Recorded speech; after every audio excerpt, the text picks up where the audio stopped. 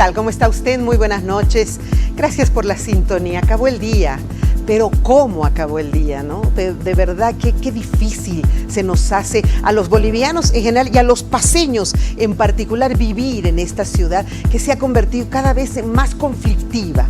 Mire las imágenes que voy a poner acá al fondo de lo que hemos vivido y estamos viviendo en este momento con los mineros en diferentes puntos de la ciudad de La Paz. Pero además otras marchas, otras manifestaciones, la ciudad paralizada. Mire, esto es la avenida... este es el Prado, Mariscal Santa Cruz, todo lleno de mineros. He tratado de subir al centro, como lo hago constantemente. He llegado hasta el principio de la Arce, o sea, he dado la vuelta en la casa del presidente. He llegado a la Arce y ya no podía entrar. Como sea, nos hemos dado la vuelta porque desde ahí ya estaba completamente bloqueado. Nos hemos tratado de entrar por Miraflores, cruzar por los puentes, que entre paréntesis, don Juan del Granado ha sido tan gentil que su hermosa obra de trillizos se quedó en mellizos. Un trillizo murió porque se construyó sobre un basurero, ¿no es cierto? Y hasta el día de hoy no se puede recuperar ese trillizo. Yo tenía la esperanza de entrar por ahí, dar la vuelta, salir por San Pedro, hacer algo. No, me entré por Miraflores y hasta cierto lugar también solamente llegué. Así estamos. Y en esta noche, anoche y la de ahora, está exactamente igual la ciudad de La Paz. Los mineros están pernoctando. Nadie dice que los señores mineros no tengan razón, ¿no? Esos son temas que deben negociar. La pregunta del millón es, ¿por qué yo, usted, nosotros tenemos que sufrir ese asunto? ¿Por qué no puedo llegar a hacer mis trámites? Usted tiene que caminar cuadras de cuadras. Ayer yo veía las imágenes, señoras adultas mayores caminando para llegar a sus hogares, cansadas de todo el trabajo del día, pero la Camacho estaba bloqueada, el Prado estaba bloqueado, todo bloqueado.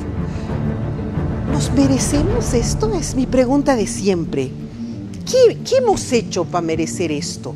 ¿Por qué este castigo a la ciudadanía? Primero, los micreros, minibuseros, etcétera, el transporte que ya ahora encima han aprobado la ley, ¿no es cierto? La señora Chambilla se han caprichado, ha aprobado la ley y esto está así, está latente, va a estallar cualquier momento. Y de nuevo, paro, bloqueo. Hace muchos años, póngame por favor lo que es calidad de vida, hace muchos años atrás, cuando estaba yo estudiando psicología, hablaban de calidad de vida. Y claro, uno joven no entiende, ¿no? Has vivido siempre así, entonces no entiendes lo que es calidad de vida. Pero me puse a investigar qué es calidad de vida. ¿Sabe qué es calidad de vida? Según la Organización Mundial de la Salud, la calidad de vida es la percepción de un individuo que tiene de su lugar en la existencia, en el concepto de la cultura y del sistema de valores en los que vive y en relación con sus objetos. Se trata de un concepto muy amplio que está influido de modo complejo por la salud física del sujeto, su estado psicológico, su nivel de independencia, sus relaciones. La pregunta, ¿tenemos calidad de vida? ¿Qué más incluye la calidad de vida? Póngame ahí, por favor. Mire, factores psicológicos, orgánicos, factores familiares, sucesos vitales, bienestar social, bienestar emocional, bienestar físico. Aquí quería llegar. Venga. ¿Tenemos bienestar emocional? Nuestra gente vive de mal humor, vive agresiva, beligerante, vive violenta. Ya el minibusero, como no puede dar la vuelta, empieza a pelear con la gente, se baja del micro, lo jala a su hijo del minibús, se pelea con la señora con la que ha empujado. El minibusero, ¿tenemos bienestar emocional? Ese niño corre detrás la madre nerviosa, la mamá, para llegar a tiempo no solo al colegio, sino también al trabajo, lo jalonea, lo grita, lo empuja. La señora llega nerviosa, empieza a maltratar a su entorno porque la violencia es un círculo. Y hay algo que en psicología se llama un desplazamiento. Si a mí alguien me violenta, yo busco a alguien en quien descargar. Y ese alguien descarga en otro. Y así se genera un círculo en el que todos vivimos violentos. ¿Tenemos bienestar emocional? No pues, no puedo llegar, estoy nerviosa. Pregunta, ¿tenemos bienestar social? Si tuviéramos bienestar social, los mineros no estarían ahí. ¿Tenemos bienestar físico? Imposible, no tenemos. Trancaderas, bloqueos, la gente se altera. Toda enfermedad, también por la Organización Mundial de la Salud, es parte de un momento de estrés. La cantidad mayor de enfermedades, si no es el 99%, se da por tensión, estrés y ansiedad. Y nosotros vivimos así. Así que, ¿cómo podemos tener bienestar físico? Sucesos vitales, estresantes, soporte social. Así es donde vivimos. Entonces nuestra calidad de vida está echada por el piso. Un día yo, buscando esto de calidad de vida, quería saber qué países tenían calidad de vida y qué quería decir ese concepto. No entendía bien. Y claro, ahí vi yo, la siguiente por favor, yo ahí vi los países que tienen calidad de vida. ¿Y sabe cuál era el primer país que tenía calidad de vida? Aunque usted no me cree, a ver, vamos a ver. Aquí en Latinoamérica, Uruguay, Costa Rica, Ecuador, México, Panamá y Argentina. No son los mejores parámetros de ranking, pero es más o menos por ahí.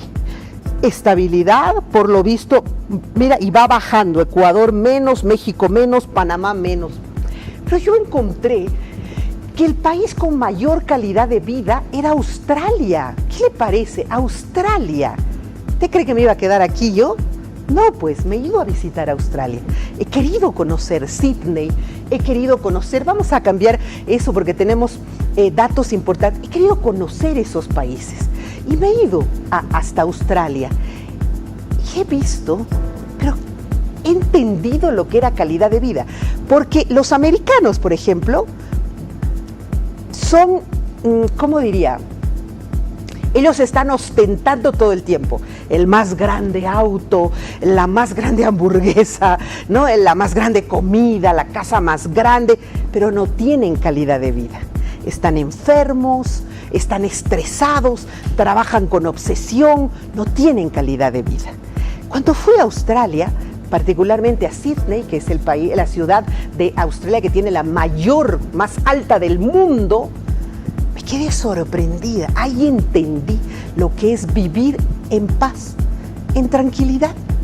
Tú tienes ahí estabilidad económica, estabilidad laboral, jamás hay pleitos, conflictos, enfrentamientos, bloqueos, jamás.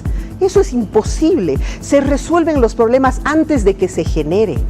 Tienen políticas tan fascinantes que yo no podía creer. Primero, hicieron grupos de edificios para gente humilde, gente con escasos recursos. Entonces se dieron cuenta que ahí se empezaban a formar guetos de conflictos sociales, que empezaba a existir pandillas, dijeron, no es por ahí el camino. Vamos a hacer lo siguiente. Empezaron a incorporar a un grupo de gente de escasos recursos, una familia de 8, 9 miembros, a un barrio residencial del más alto nivel, con el objetivo de que esa gente, que en ese momento tenía escasos recursos, vaya subiendo sus estándares. Porque a veces no los vivimos porque no conocemos. Entonces yo no sé cómo se vive bonito, entonces vivo nomás peleando. Cuando me entero que hay gente que vive bonito, que nunca pelea, que come sano, en Australia era interesante porque si tú te querías poner más sal, tenías que pagar. ¿Sabes por qué? Simplemente porque tú te enfermabas cuando comías más sal. Y un Estado responsable no quiere tener gente enferma, quiere tener gente sana para que no gaste más en salud. La gente que trabajaba, la familia donde yo llegué, los Paulone, unos argentinos que se fueron a vivir allá, que es una familia maravillosa. Los Paulone, por ejemplo, uno de ellos iba a trabajar en bicicleta todos los días. Y claro, estaba lejos su trabajo, pero él iba en bicicleta. La empresa le daba más tiempo cuando él llegaba y una serie de beneficios, porque como él estaba haciendo ejercicio, no iba a ser una carga para el Estado, no iba a ser una carga para la seguridad social. Entonces la empresa le daba un tiempo para que se duche, un tiempo para que descanse, un lugar donde tomaba un buen desayuno y el señor empezaba a trabajar. ¿Se imagina eso? Mientras más cosas veía, yo más me volaba la cabeza. Fui testigo de un sepelio. Falleció el señor Paulone un día y lo enterraron una semana y un poquito más después. El cuerpo quedó formalizado, reunieron a la familia, hicieron todo un proceso de duelo. Cuéntenos con una psicóloga. Imagínese, la funeraria tenía una psicóloga que hablaba con la familia y le decía cómo usted quieren hacer, cómo quieren recordarlo al papá, quién va a escribir una carta para el papá, quién va a escoger la prenda favorita, cuál de los hijos va a escoger las fotos. Inconscientemente elaborando todo un proceso de duelo. Y cuando la familia ya le había escrito una carta, el otro hijo había escogido las fotos y había ido enterrando a su difunto, recién lo enterraban en un acto bellísimo donde más había felicidad que tristeza. Hacían las cosas que a uno le volaban la cabeza. Un primo mío brasilero decidió irse allá y yo, sorpresa, con la esposa, la niña nació, su hijita. Y el primo todos los días nos hablaba por teléfono. ¿Qué ha pasado? ¿Qué? ¿No trabajas? Y dice, no, acá en este país no solo la madre tiene tiempo con la hija. Yo también voy a estar 3 meses sin trabajar porque tengo que crear lazos emocionales con mi hija. El varón, ni qué decir de la mujer, todos los respaldos y apoyos. ¿A dónde voy? No hay que inventar la pólvora. Señores candidatos, viajen, salgan un poquito de su agujero, vean que el mundo ya ha resuelto todos los problemas y que ustedes pueden traer acá esos resultados, esas fórmulas que funcionan. Pero no, aquí estamos, voy a dar la gasolina en 5 bolivianos, el otro no, yo en 3. No, en esa estupidez vivimos, en esa payasada, cuando en realidad ya el mundo lo ha resuelto. Yo me quedaba sorprendida porque la gente va al supermercado sin zapatos, pues están tan cómodos, tan felices, que no necesitan estas estupideces de nosotros, que muy elegantes, que tenemos que estar, no, ya han superado esas taras, esos paradigmas, ya eso es calidad de vida. Y claro, nos duele cuando tenemos en la calle gente bloqueando a todos, destruyéndolos los nervios, atentando contra nuestra salud emocional, física y psicológica, y nos preguntamos, ¿qué karma estaremos pagando, ¿no?, para haber nacido aquí? ¿Y qué tendremos que aprender para que nuestra patria sea mejor? Tal vez seremos los que vamos a hacer el cambio, tal vez seremos los que vamos a propiciar un mejor país. Ojalá fuera así. Pero yo digo, insisto, ¿por qué? ¿Por qué tenemos que vivir tan mal si ya el mundo entero ha aprendido a vivir feliz? Así que analicemos a quién vamos a elegir, por quién vamos a votar. ¿Nos merecemos otro canalla que nos haga la vida imposible? ¿Otro que venga y venda todo y que otra vez nos diga que somos miserables y mendigos? ¿Nos merecemos eso? Bueno, no quiero filosofar más, pero quería un poquito explicarles qué es eso, porque ayer hablaba de calidad de vida y de repente no se entendía, porque una cosa es calidad de vida y otra cosa es vivir bien, y por lo pronto bien yo no estoy viviendo. Ya, vamos a empezar el programa y dar la más cordial bienvenida a 2 generales que tengo el día de hoy en mi programa, que es un honor para mí tenerlos acá. Gracias primero al general Luis Fernando Sánchez, el general Luis Fernando Sánchez, historiador. Hemos presentado más de un libro acá de él y ha sido en algún momento la cabeza de inteligencia. ¿Cómo está, general? Gusto de saludarlo. Un placer, Verónica, igualmente. Está en su programa. Gracias, gracias. Segunda vez que viene, me dice que ya en la inauguración estuvo, ¿cierto? Sí, Y me gustó mucho, está amplio el local y está mucho más cómoda, ¿no? Está más cómodo, sí, sí. Y sí. para nosotros también venir es más cerca. Es más cerca, es cierto, es verdad, ¿no? Bueno, pero no hay que subir al centro general, está muy No, caos. ahora está más difícil, usted lo estaba delatando. Por eso muy me he bien. escapado del centro general, que cada vez Claro se hace que sí. más complicado. Y el general Luis Fernando Alcázar, a quien también hemos tenido muchas veces en el programa, que es un privilegio tenerlo, que ha sido comandante del Estado Mayor, que ha tenido muchos cargos importantes, con quien vamos a poder conversar. ¿Cómo está, general? Qué gusto. Buenas noches, Verónica, un gusto estar nuevamente. Gracias por la invitación y un saludo muy cordial a General Sánchez, un superior y amigo personal. Ustedes son de cursos diferentes, ¿cierto? Sí. El general Sí, es sí. Promoción 72. 72. O sea, en realidad generaciones diferentes, Luchito. Sí, ¿Ha ¿verdad? sido Porque es usted más de- superior a él? ¿Ha sido su No lo edecán? conocí en el colegio militar, ya lo conocí de no. oficial. Ah, ya. Yo ya era teniente antiguo Teniente cuando antiguo, egresaba. sí. Muchos años de diferencia. Sí, yo ¿sí? egresé el 80. Sí. El 80, bueno, 8 años de diferencia entonces, Así ¿no? es. Bueno, el caso de hoy que me llama poderosamente a la reflexión es el caso Zúñiga, ¿no?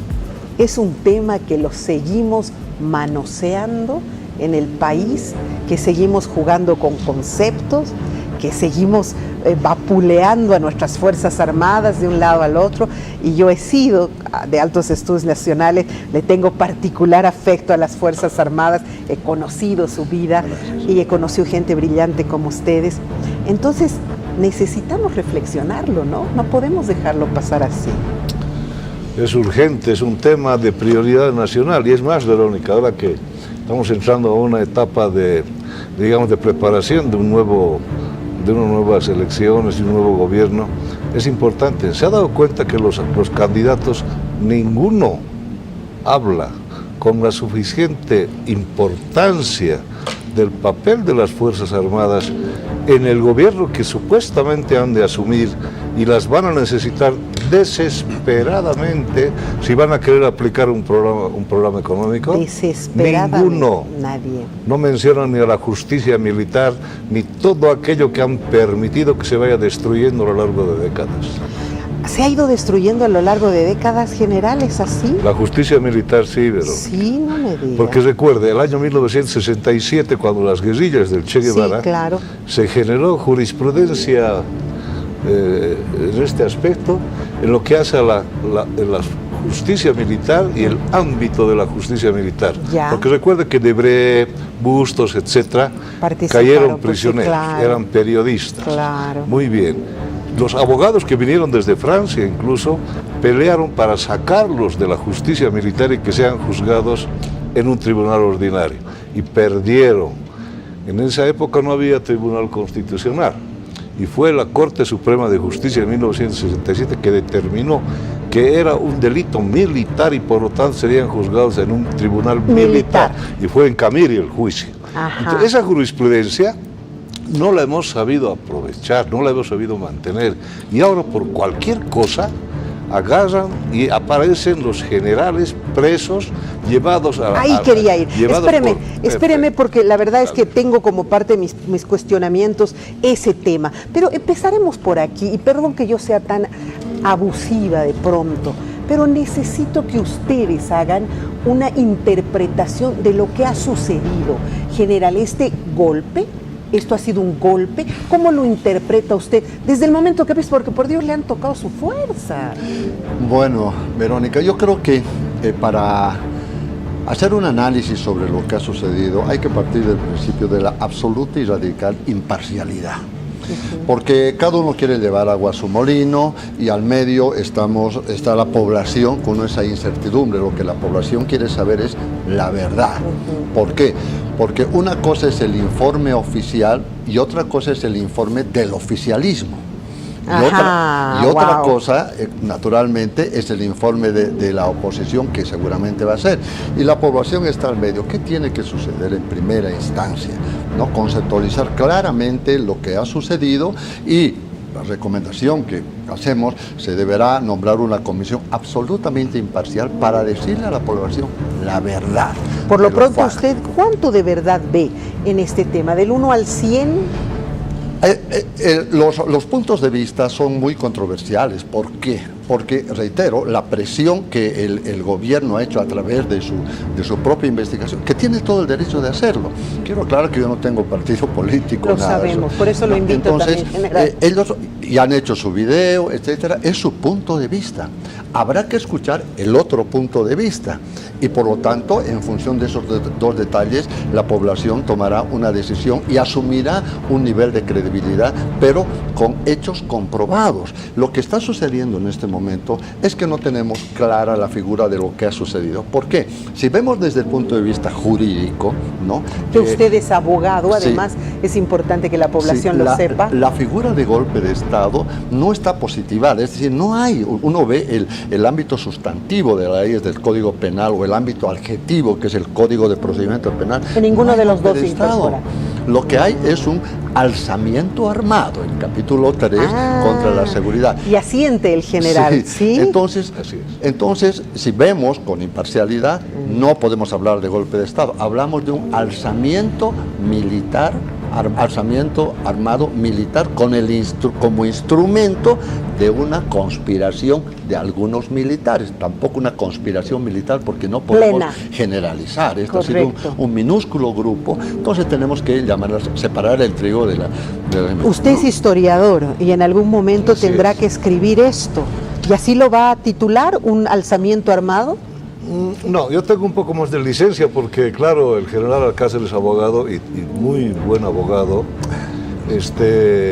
Tiene que forzosamente remitirse a las leyes hechos, y a los textos jurídicos. Claro. ¿Y usted? Pero yo como historiador, depende cómo lo hago, porque si hago una novela histórica, por ejemplo, Berito, sería un golpe bien chistoso. ¿Por qué? ¿Cómo lo conceptualiza usted el golpe? Pero porque no hubo posibilidad de ver, digamos, un planeamiento militar, y es bien raro. No hubo plan, se nota que no hubo plan, la hora, los participantes, pareciera, y por eso la gente duda, ¿no? Pareciera que hubiese habido algo raro ahí, porque ¿cómo se van a meter los 3 comandantes a un solo blindado? Como si fuera un desfile, o sea, nadie quería quedarse atrás, ¿no? Querían salir en la estampita. En un blindado, directo al palacio. Y a además en hora de puerta. oficina, los blindados siguiendo los semáforos intercalados con los vehículos. Es pues un chiste. Es una broma. Usted decía, hasta un cadete hubiera hecho una planificación mejor. Y sí, ustedes estudian prospección, perspectiva y todo aquello que es un detalle, pero al máximo, escenarios plenos para ver dónde me va a fallar, con cálculos de operaciones, planes logísticos, listas, horarios, pero además prospectiva, fase 1, fase 2, fase 3. Pero además, si falla la 1, ¿qué pasa? Claro, si falla la 2, ¿qué pasa? En las hipótesis, los conozco, estudio con ustedes. O sea, es eso, como bien dice usted, un cadete no muy bien formado, lo hubiera hecho. Ya, pero más doloroso todavía, ¿no, general? Importante, Verónica, más, no hubo plan. Pero más doloroso, ¿no? Porque estamos hablando del comandante de las Fuerzas Armadas. Pues se puso a improvisar el hombre y salió nomás lo que tenía que haber salido. Usted me ha preguntado qué haría como historiador y novelista. Ya. Pues yo pondría en una especie de Macondo, ¿no? O sea, realismo mágico. Sí. Que dice que jugando básquet el presidente le va a decir sacar los blindados. Jugando básquet, ¿no? Por lo menos a un rinconcito de la cancha sería, ¿no? Ya, usted entonces no. Yo directamente, Verónica, creo que el hombre improvisó. Improvisó y se le fue. A ver, este señor ha reaccionado como un despedido, como una persona que ha sido destituida de su cargo, un berrinche de un ex trabajador. Lo ha dicho. Y muy bien, mi querido camarada y doctor anticipó las características psicológicas del hombre. Él no merecía ser ni siquiera oficial de Estado Mayor, por lo que he visto. ¿Por qué? Por su capacidad intelectual. Le decía hace rato, Verónica, de cierta cantidad que se egresa del colegio militar. Sí. No todos pueden ser oficiales de Estado Mayor. Él no debía ser oficial de Estado Mayor, porque alguien que se va, un médico que se va a una operación sin llevar herramientas quirúrgicas, ¿no? Quiere decir que no merece ser cirujano. Y un elemento importante, Verónica, estas sazonadas militares, mal llamadas golpes de Estado, no se las comanda, se las lideriza. Me explico. El ejercicio del mando es vertical, sí, ¿no? Vertical, uno manda y otro obedece. Entonces, el estamento subalterno debe obedecer, tiene que obedecer. Pero dado que este alzamiento militar está fuera del contexto legal militar, ¿no? Tiene que liderizarlo porque al líder la gente quiere seguirlo, no tiene que seguirlo. Ese sentido de obligatoriedad distorsiona las conductas de lealtad que se debe tener al que va al frente. ¿Por qué digo esto? Porque en los típicos golpes militares, ¿no? Nacía el golpe militar y al momento había una división que se acoplaba, la séptima, la octava, y comenzaba, y todo el país y se armaba el golpe militar. ¿En este caso ha sucedido eso? No, en un absoluto, golpe militar tiene sí, características estratégicas y características tácticas. Las características estratégicas, el apoyo internacional, el control total del territorio en el menor tiempo posible, el control de todo el ámbito mediático, etcétera. Sí, claro. Y las características tácticas, la que bien mencionaba mi general, que realmente hacen ver desde el punto de vista de la planificación militar prácticamente, voy a decir la palabra, la tengo que decir, vergonzosa. Porque, es decir, había unas actitudes totalmente carentes de un sentido doctrinario militar, ¿no? Entonces, como operación militar, una vergüenza. Un absoluto fracaso. Ahora, ¿las Fuerzas Armadas pueden mover armamento? Porque él decía en sus declaraciones, últimas que ha hecho con un periodista extranjero, él decía, nadie puede mover armamento, ni siquiera yo, solo por instrucción del presidente. ¿Es así? Seguimos la tesis, pero parece que él no conocía su profesión, porque el comandante de ejército, claro que puede, pues no solo mover armamento, el comandante de ejército puede mover personal, es más, cada año lo hace, saca una orden general de destinos, ¿sí? Y destina a los oficiales a diferentes regimientos. Pero el equipamiento, todo él dispone. Si se va a hacer una maniobra, por ejemplo, yo soy comandante de división, el general, sabemos que para hacer una maniobra no se necesita ni siquiera permiso, de si está ya en una orden, está reglamentado hacer maniobra una vez por año, por decir, hace algunos años era todavía así, las marchas. O sea, este señor nos dice cosas que nos miente, entonces nos está mintiendo, y como no sabemos, le juro que yo que he hecho los altos estudios, ni siquiera yo sabía, he dudado, he dicho, ¿será que no pueden mover entonces? Eso, Verónica, no significa arbitrariedad, ¿no? En las disposiciones militares, no. El estamento militar tiene que ser definitivamente un ejemplo de respeto a las leyes, a la estructura jurídica nacional, a la disciplina, ¿no? Ejemplos de ciudadanía, etc. En el cumplimiento de su misión, ¿ya? El comandante de ejército tiene toda la prerrogativa para tomar las disposiciones. No lo hace arbitrariamente, eso hay que tomar en cuenta. Da el parte correspondiente al comando en jefe, y el comando en jefe, a su vez, el comandante en jefe, da el parte correspondiente al capitán general de las Fuerzas Armadas, que es el presidente. ¿Cómo coincide esto de que estaban muy cerca las tanquetas y todo, lo destituyen y él mete? O sea, ¿y por qué coincide con el hecho de que le haya llamado, dice don Hugo Moldes, y le haya dicho, ya has sacado tus fierros? ¿Por qué coincide con que todas las tanquetas estaban tan cerca de Plaza Murillo? Si se supone que las tanquetas están ¿dónde? En Chua, se supone que están en lugares más lejanos. Bueno, mire, la distribución de los blindados del ejército es... Blindados les llaman, ¿no? Y un poco de la palabra tanquetas, ¿no? Sí, yo bien antigua, no sé. Que hay que jubilarla ya. Ya, muy bien, bueno saberlo. Bueno, los blindados se distribuyen de acuerdo a las necesidades estratégicas del ejército. Y obviamente una orden, cualquiera, el comandante de división también puede hacer mover puede mover unidades, puede trasladar una compañía con sus blindados, si es unidad de blindado, con sus cañones, disparar, en fin, todo. Por inteligencia, porque ¿qué cuenta el general Zúñiga? Dice que el presidente le dijo que vengan encapuchado a la Plaza Murillo. Yo me pregunto, si el presidente ven desnuda la Plaza Murillo, o sea, ¿tengo que hacerle caso porque soy subalterno? En este caso así es. Venga encapuchado, usted coronel, que fue general del ejército, venga encapuchado, ¿usted iría?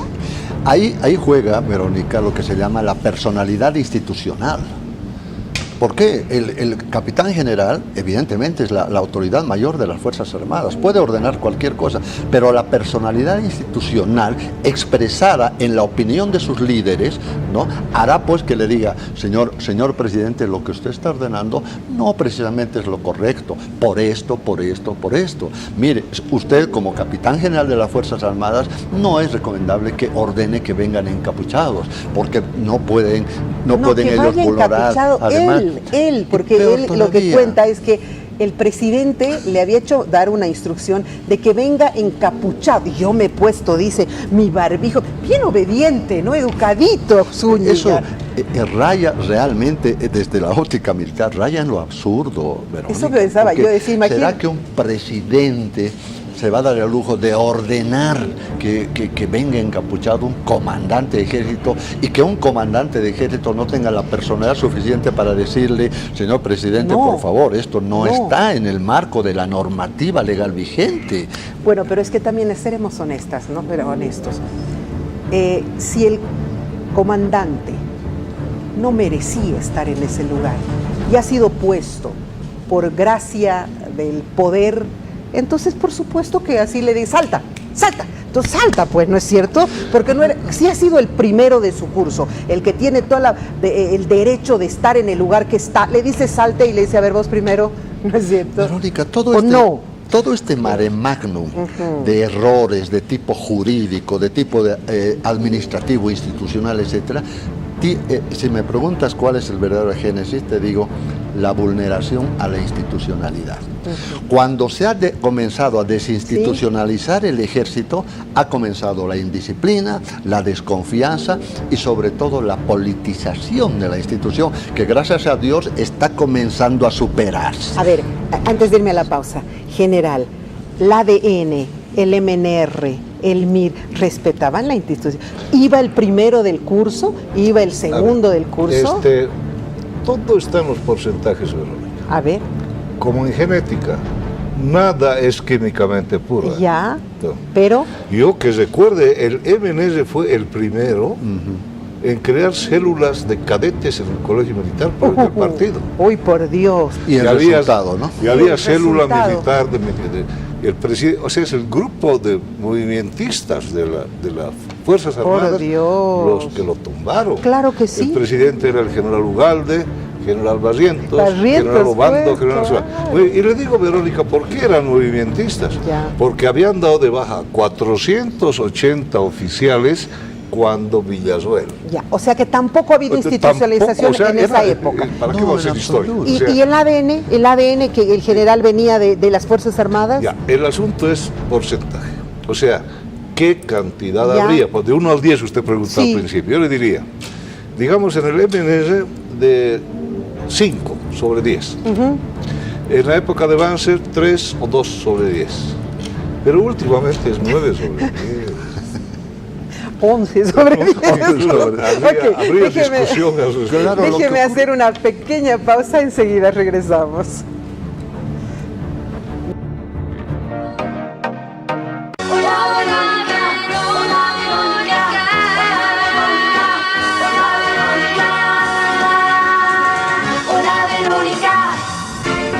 Bueno, estamos hablando del caso Zúñiga y se está haciendo una verdadera reflexión. Estoy con dos generales de ejército de absoluto conocimiento, con una probada solvencia intelectual, con quienes inclusive he compartido la docencia en altos estudios nacionales, hemos sido docentes ambos, y la verdad es que estamos reflexionando sobre este tema Zúñiga y hay mucho que hablar todavía.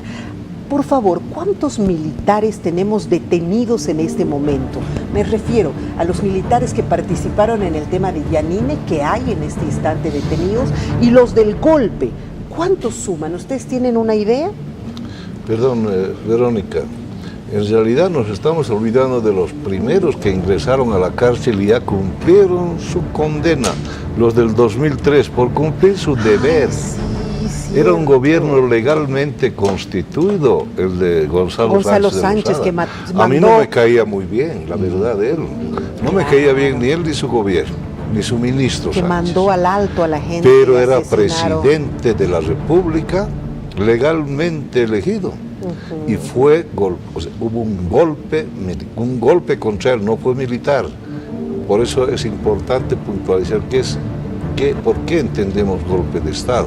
Creemos que el golpe tiene que ser militar y no es así. No, pero estamos hablando en este momento de los militares que correcto. Cumplieron. Entonces, subieron al alto, dispararon, hubo más de 165 muertos. Están contando, pero hay a los muertos militares también, a los que fueron asesinados por el Malco, etcétera. O sea, los que estaban asaltando una gasolinera, en fin, o sea, hasta los muertos por cáncer creo que los han cumplido, ¿no? Ellos ya han cumplido su... Han cumplido. El asunto es...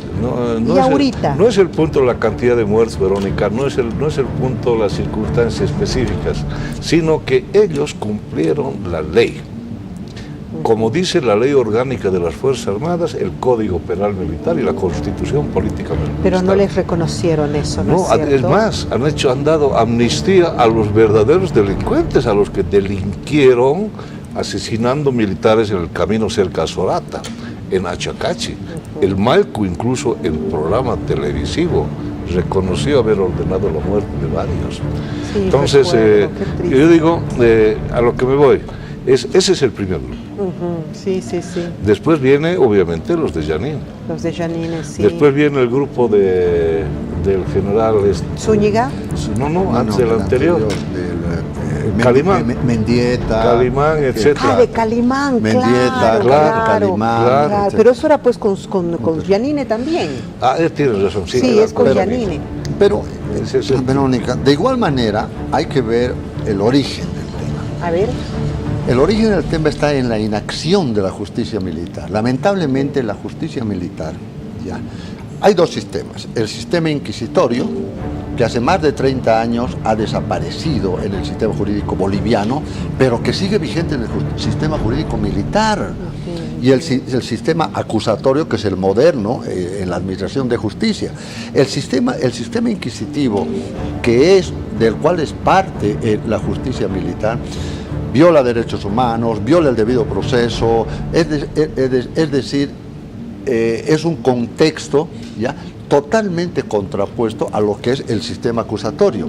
Entonces, eso ha degenerado en una crisis actual, en la que se encuentra la justicia militar, y que lamentablemente hay una total inacción para modernizar ese sistema jurídico, porque tanto el sustantivo... no está funcionando bien, adecuadamente. Si esa justicia militar, Verónica, hubiera funcionado desde aquella época, entonces otro hubiera sido el destino de estos oficiales. Usted entonces quiere decir que las Fuerzas Armadas mismas se han puesto la soga al cuello. Claro, exacto. Me sucedía a mí cuando era parlamentaria, estaba en la Comisión de Política Social, me llegaban casos de jóvenes que habían sido muertos por excesos en el colegio militar o en algún cuartel.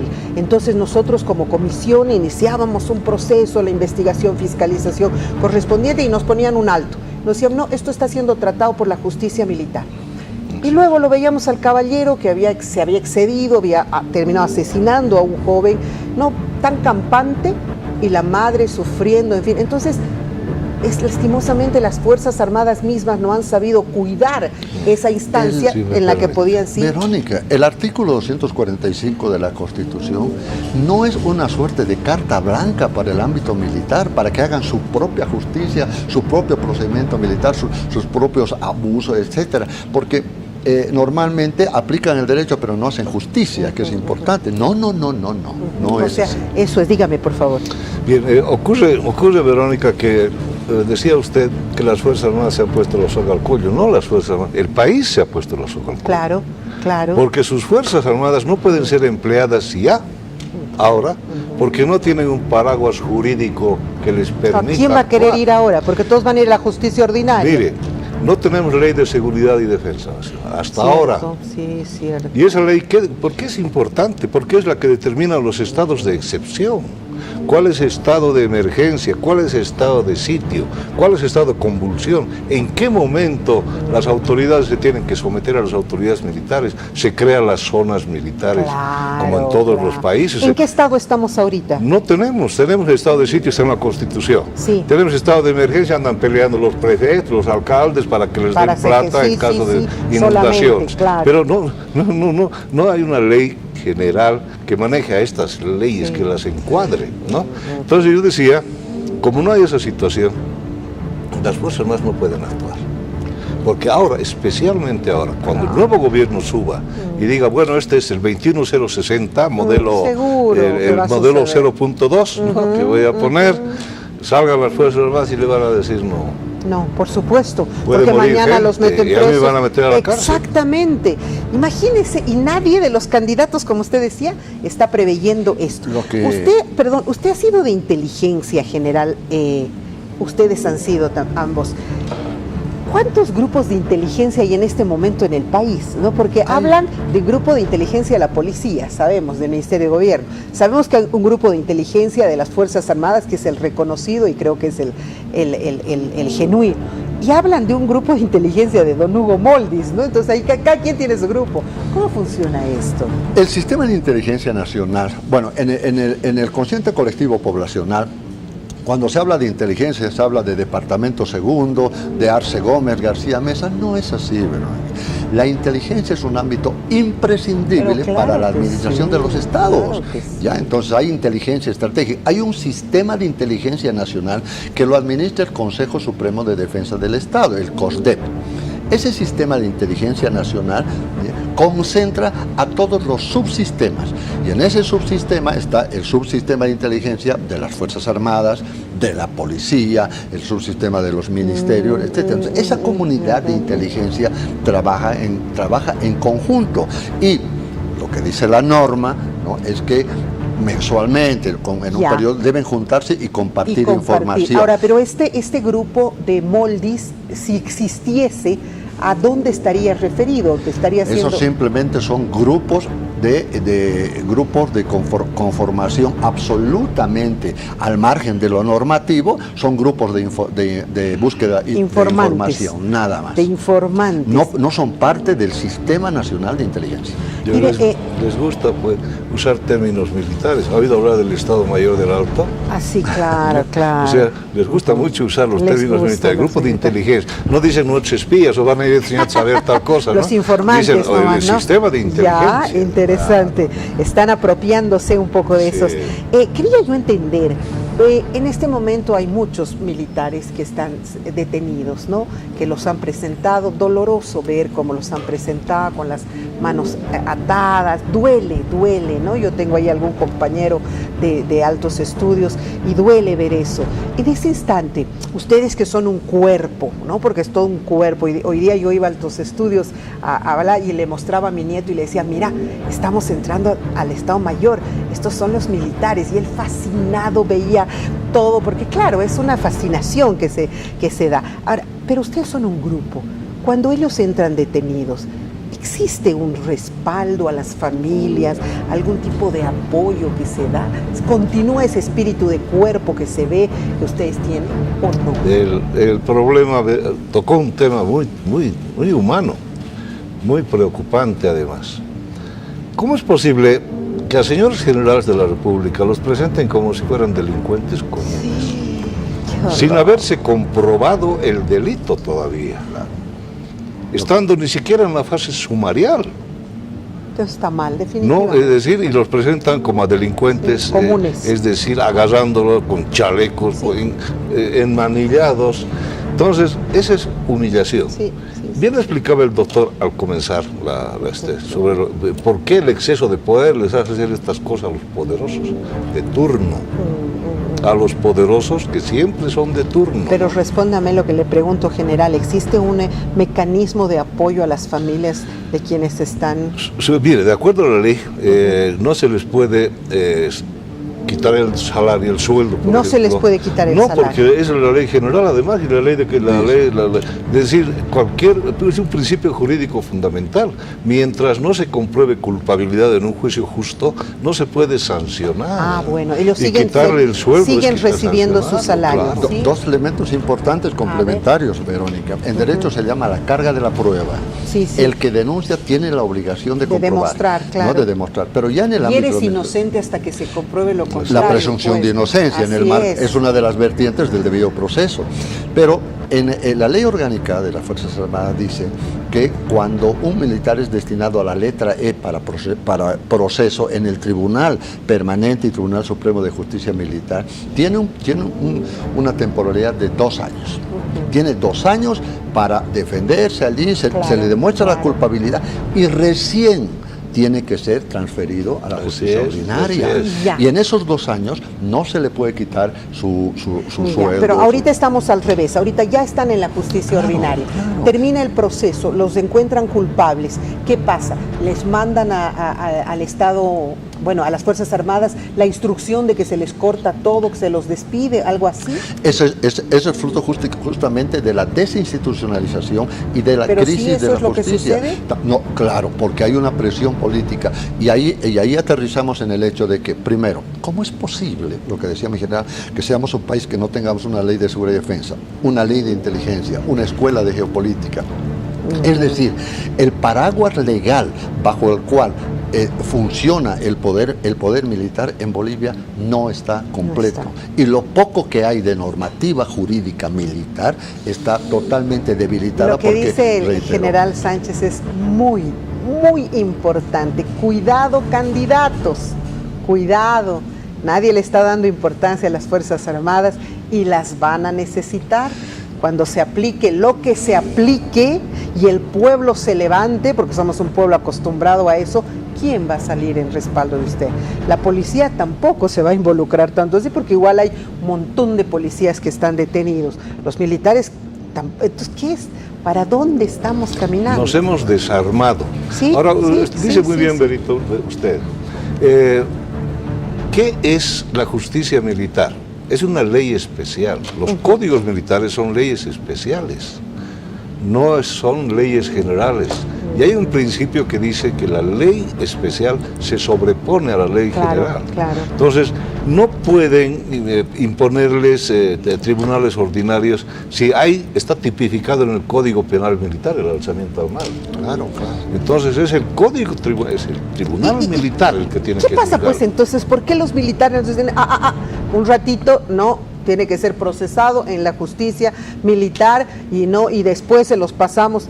La pregunta del millón, la respuesta tiene premio, esa es la pregunta del millón. Les han ganado el amor. Y la respuesta tiene 2 palabras sencillas. A ver.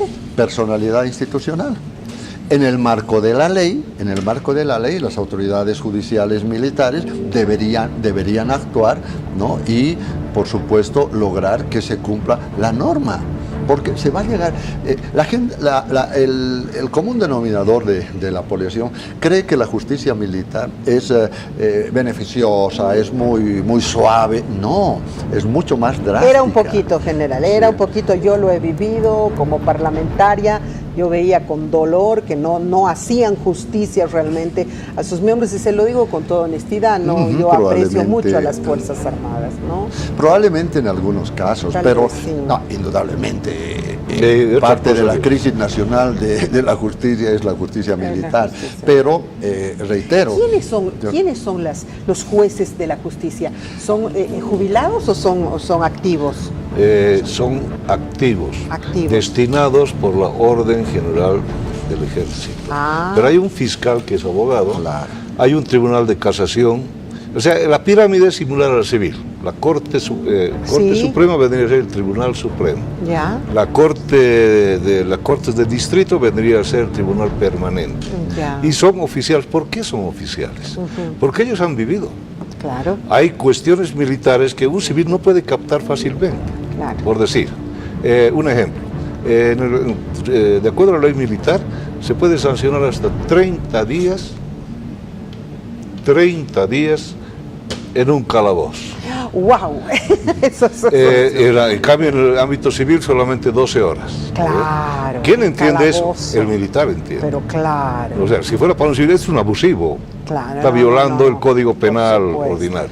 Dios, Por eso, cuando dicen que la justicia militar, eso es- cuando dicen que la justicia militar es más Suave, están ¿no? completamente No, errados, no es mucho sé, más que duro. puede ser más dura, pero- Lo que pasa es que hay gente que no cumple. Que no Es decir, cumple, exacto. si el semáforo en luz roja se pasa mucha gente, no por eso vamos a quitar los semáforos.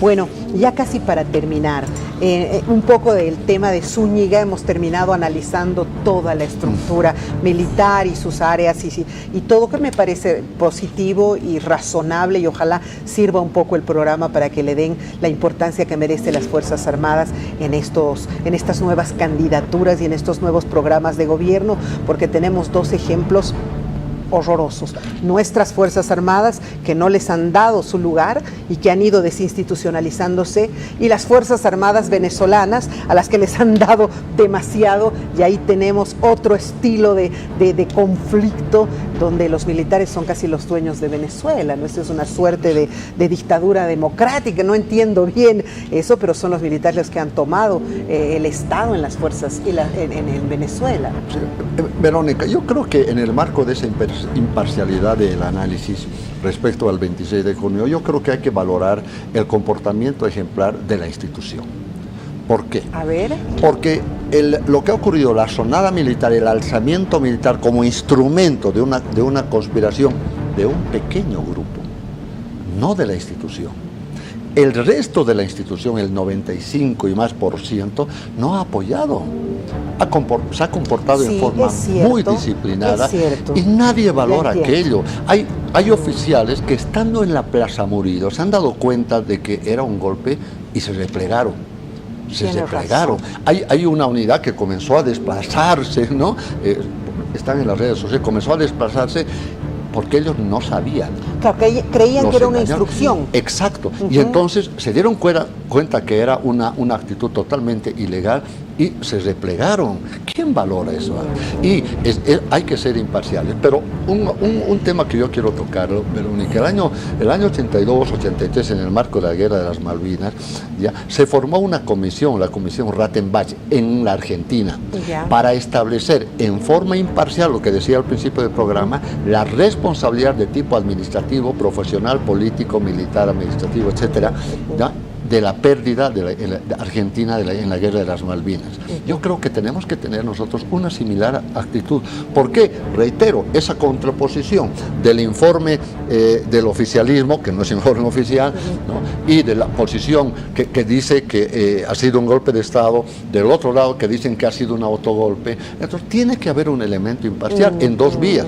Primero, la investigación a partir del Ministerio Público en el marco de la justicia, pero también tiene que haber otra contraparte total y absolutamente imparcial que le diga al final de cuentas, hermanos ¿Qué ha bolivianos, pasado? lo que ha sucedido Esto es esto, igual que en el Pero problema creo marítimo. que sí, creo que de todas maneras hoy día hemos llegado un poco al tuétano del tema, ¿no? a la médula misma del tema. Es tan claro, es más, como psicóloga, que nosotros nos guiamos por el lenguaje, por la verbalización. Es clarísimo su relato, ¿no? Su relato dice, me mandó llamar con barbijo y no sé qué, y cuando llegué ahí me informaron que había un nuevo Estado Mayor y que había todo un relevamiento y que me estaban relevando a mí. Y al día siguiente, ¿qué hizo? Se entró con los tanques. O sea, más claro es imposible. De ahí que me llamó, que él me dijo que el presidente jugando básquet, o sea, ya no, eso ya son, me parece, adornos. Creo que ahí está clarísimo. Chicos, por favor, nunca cuando yo los despida se entren con las cámaras al canal, así no me hagan esos berrinches, les ruego, por favor, porque este debe ser la peor reacción ante una destitución en el mundo, ¿no? General, para cerrar, sí, para cerrar. Sí, y ahí va un detalle, lo que se llama el síndrome de Ubris, ¿no?, que dicen que el poder embeleza. Yo digo que estos altos cargos tienen mucho alcohol, y el que toma alcohol se emborracha, y el que se emborracha se cae.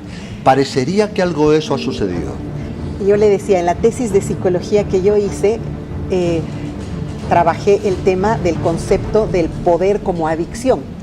Y mi frase final a mi padre, porque se la dediqué, porque él un día me hizo esa pregunta, me dijo, ¿qué pasa, gordita? Explícame, tú que estás estudiando psicología, ¿por qué la gente se vuelve loca con el poder? Yo le puse, al final le puse, el poder envilece, no embeleza, envilece, te hace vil, te hace un ser humano, cuando ya te lo quitan y te has hecho adicto, te hace un ser humano vil, capaz de hacer cualquier cosa, hasta de agarrar una tanqueta y meterte a la plaza. Claro, dicen decían los griegos. El poder no cambia a las personas. No, saca lo que son ellos. Las demuestra tal como son. Ajá, exacto. Desenmascara. Las desenmascara, muestra sus verdaderas. Las desenmascara. Yo creo que es muy interesante el tema que ha tocado Verónica. Y que todos tenemos que aprender algo. ¿Se acuerda del caso América, del Hotel América? Pero por supuesto. Le llamamos nosotros la penetración admitida en la defensa activa.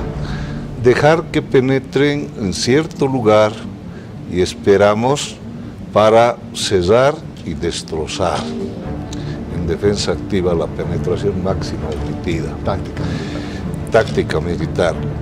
En inteligencia son operaciones subrepticias en que se detecta a la persona que quiere hacer algo y se la incita para que haga.